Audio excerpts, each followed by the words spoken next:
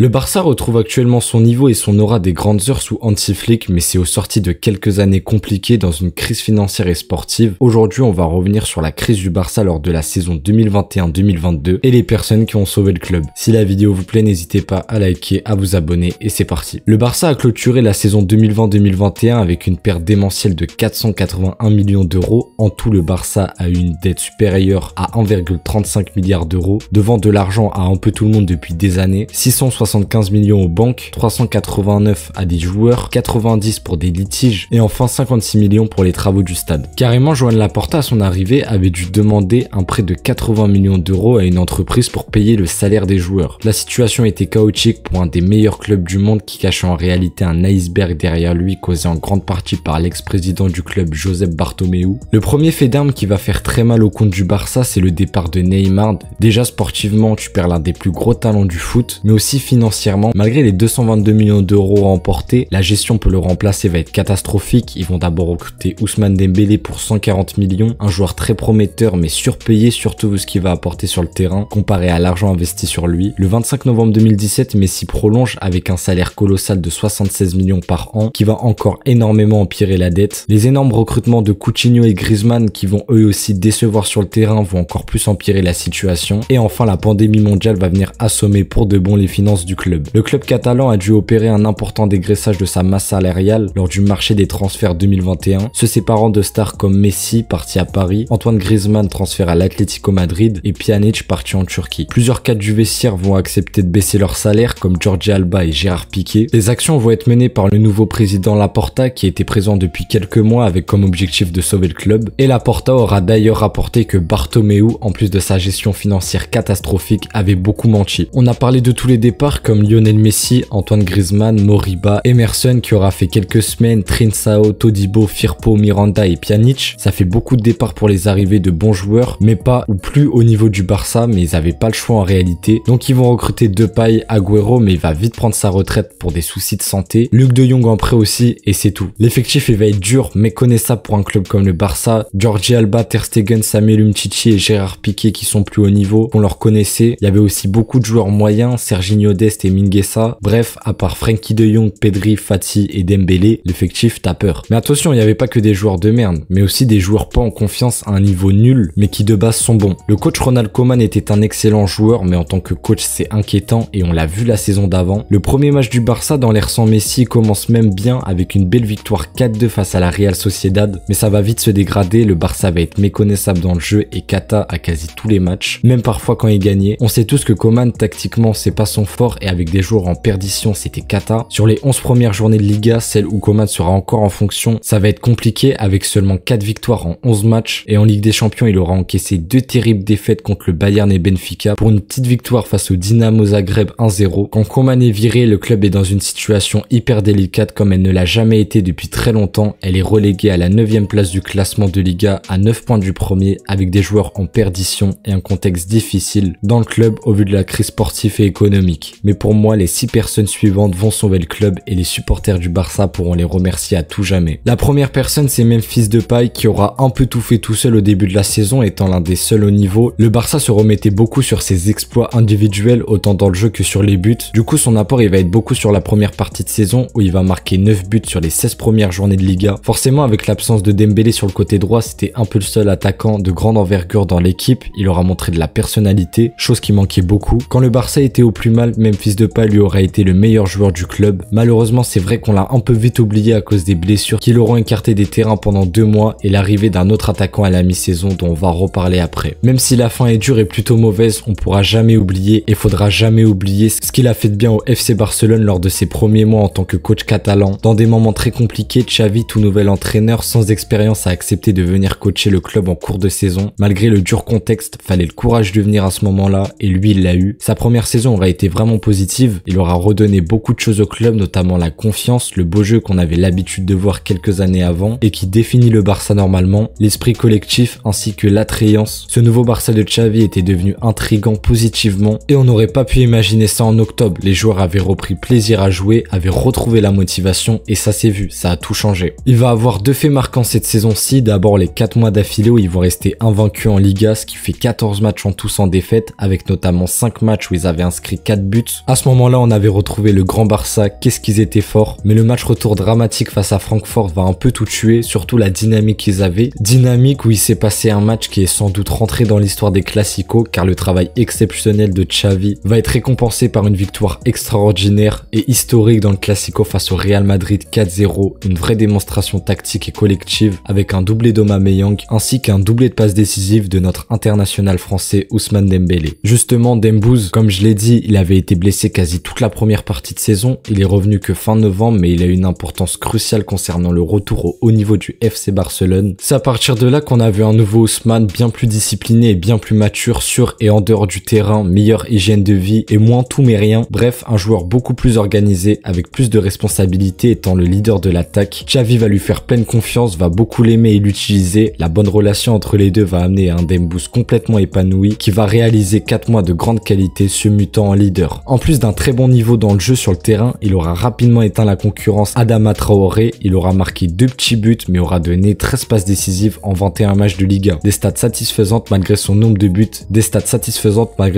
buts, décevants. Mais en même temps, son rôle c'était pas de finir. Cependant, faut faire mieux. Mais son apport dans le jeu c'était trop. Il y a eu un avant et un après Dembélé cette saison-ci. À son arrivée au Barça, Luc de Jong a été déjà critiqué mais pour rien parce qu'il venait d'arriver et que pour la plupart on l'avait jamais vu jouer. Mais il va savoir totalement inverser la tendance pour aujourd'hui ressortir comme l'un des joueurs qui a sauvé le Barça. Carrément, certains le voient comme une légende des temps modernes tant il a été important dans les moments où il le fallait. On pourrait croire qu'avec 7 buts son passage est moyen, mais en vérité il a marqué presque que des buts déterminants car 4 fois si on enlève son but du match, le résultat est totalement différent. D'ailleurs il l'a fait 2 fois dans le temps additionnel histoire de bien multiplier les émotions des supporters barcelonais. Et d'ailleurs c'était un professionnel pour marquer des buts de la tête, ils sont presque tous marqués comme ça. Malgré les critiques récurrentes au début et son faible temps de jeu lors de toute la saison, il sera resté pro, sans dire un mot de travers, sans faire un geste de travers. C'était vraiment un joueur modèle et irréprochable. Le joueur lui garde un excellent souvenir du club à l'image de cette déclaration avant la finale de Supercopa contre le Real Madrid en janvier 2023. Porterai le maillot du Barça avec lequel j'ai marqué contre le Real Madrid en Supercoupe. J'allumerai la télévision et apporterai tout mon soutien et celui de ma famille au Barça. Je serai fan de ce club pour toujours. Un bon souvenir réciproque avec le club et les supporters, comme dit précédemment. À présent, parlons du dernier sauveur du Barça qui pour moi était le plus marquant de tous. Aujourd'hui, il est dans le cœur des Catalans à jamais. C'est évidemment le grand Pierre-Emerick Aubameyang. C'est vrai qu'on était pas mal à ne pas en attendre beaucoup. Il arrive en mi-saison. Il était plutôt en régression du côté d'Arsenal. Il part dans une situation assez chaotique. Et moi, perso, j'étais pas sûr du bail. Mais en fait, il a fait fermer beaucoup de bouches, y compris la mienne. Pour son 3e match au club, il commence bien les choses avec un triplé face à Valence, avec 2 buts de fou, notamment le 3e. Un énorme pétard pleine lucarne. Puis après, il va continuer à beaucoup marquer. Un but contre Bilbao, un but contre Osasuna, un but contre Levante et 2 contre le Celta Vigo. Son match le plus marquant, c'est de loin le Clasico face au Real Madrid où le franco-guinéen va sortir une masterclass pour grandement contribuer à la victoire du Barça avec 2 buts et une passe D. Il aura fait des actions de classe mondiale comme sa passe décisive pour Ferran Torres et son lob. Sur ce match-là, comme on l'a dit, le Barça était injouable et Aubameyang aussi. Comme il l'avait confié en interview, il aura jamais été autant épanoui pendant ses 5 mois au Barça que durant tout le reste de sa carrière. Cet amour qu'il avait à jouer, cet amour qu'il avait pour le club, il s'est vu et ses supporters lui ont bien rendu. Merci à tous de m'avoir suivi. Si la vidéo vous a plu, n'hésitez pas à liker, à vous abonner et à très vite.